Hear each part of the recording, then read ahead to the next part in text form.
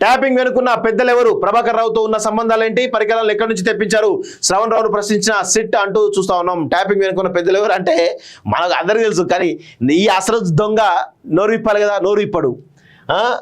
ప్రభాకర్ రావుతో ఉన్న సంబంధాలేంటి, పరికరాలను ఎక్కడి నుంచి తెప్పించారు, శ్రవణ్ రావును ప్రశ్నించిన సిట్ బృందం.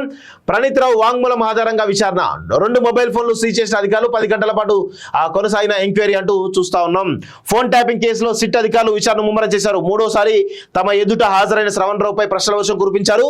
ఇదే కేసులో అరెస్ట్ అయిన ప్రణీత్ రావు వాంగ్మూలం ఆధారంగా వివిధ కోణాల్లో విచారించారు. ఫోన్ ట్యాపింగ్ వ్యవహారంలో ఉన్న గత ప్రభుత్వ పెద్దలు ఎవరు, ట్యాపింగ్ పరికరాలను ఎక్కడి నుంచి తెప్పించారు, ఎస్ఐబి మాజీ చీఫ్ ప్రభాకర్ రావుతో ఉన్న సంబంధాలేంటి అంటూ ప్రశ్నించినట్టు తెలిసింది. ఏముంటది, ఏమన్నా ఎక్కడో తోక చుట్టం ఉంటుంది, లేదంటే సేమ్ సామాజిక వర్గం ఉంటుంది, లేదంటే కేసీఆర్ మీడియేట్ చేసి ఉంటాడు, ఇవన్నీ కూడా ఉంటాయి.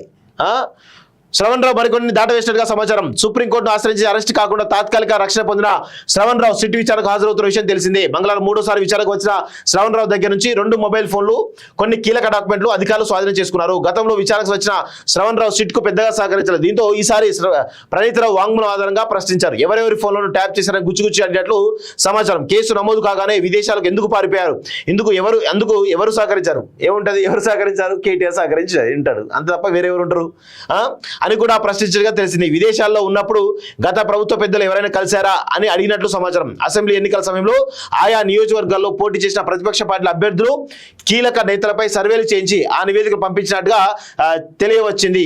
ఎవరికి ఆ నివేదికలు పంపించారన్న ప్రశ్నకు మాత్రం సమాధానం ఇవ్వలేని సమాచారం.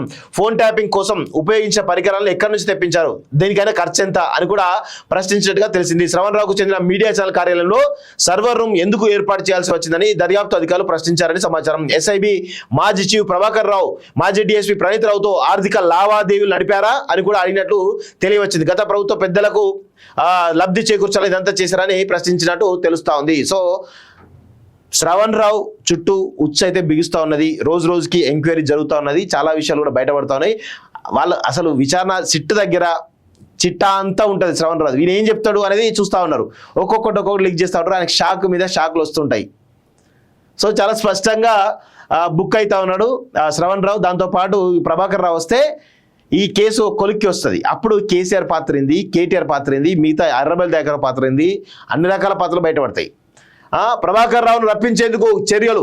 ఈ కేసులో ప్రధాన నిందితుడిగా ఉన్నటువంటి ఎస్ఐబి మాజీ చీఫ్ ప్రభాకర్ రావును వెనక్కి రప్పించేందుకు చర్యలు ముమ్మరం చేయాలని సిట్ అధికారులు నిర్ణయించగా తెలిసింది. ఇప్పటికే ప్రభాకర్ రావుపై సిబిఐ ద్వారా రెడ్ కార్డ్ నోటీసులు జారీ చేసిన విషయం తెలిసిందే.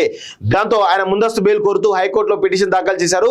ఈ మొత్తం వ్యవహారంలో ప్రభాకర్ రావుదే కీలక పాత్ర అని కోర్టుకు తరపున ప్రభుత్వ న్యాయవాది ముందస్తు బెయిల్ మంజూరు చేయవద్దని కోరారు. ప్రభాకర్ రావును విచారించినప్పుడే ఫోన్ ట్యాప్ వ్యవహారంలో అసలు సూత్రాలు ఎవరన్నది తెలుస్తుందని తెలిపారు. ఈ క్రమంలో ఇప్పటికే రెడ్ కార్డ్ నోటీసులు జారీ అయిన నేపథ్యంలో అవసరమైతే ప్రభాకర్ రావును అరెస్ట్ చేయించి స్వదేశానికి రప్పించాలని సిట్ అధికారులు భావిస్తున్నట్లు సమాచారం అంటూ చూస్తా ఉన్నాం.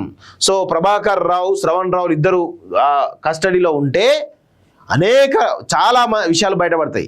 ఈ ఫోన్ ట్యాపింగ్ విషయంలో దయచేసి ప్రభుత్వం ఎక్కడ కూడా నిర్లక్ష్య ధోరణితో వ్యవహరించవద్దు. ఇది ప్రజాస్వామ్యానికి, రాజ్యాంగానికి విఘాతం కల్పించేటువంటి చాలా పెద్ద స్కామ్ ఇది. సో దీనిలో రేవంత్ రెడ్డి గారు చాలా సీరియస్గా చొరవ తీసుకొని ఎవరైతే దీని వెనక ఉన్నటువంటి ఎవరైనా సరే కేసీఆర్, కేటీఆర్ ప్రతి ఒక్కరిని కూడా జైలు పాలు చేయాలి, జైలు తీసుకుపోయేటువంటి ప్రయత్నం చేయాలని చెప్పి కూడా ఈరోజు నేను కోరుతా ఉన్నాను.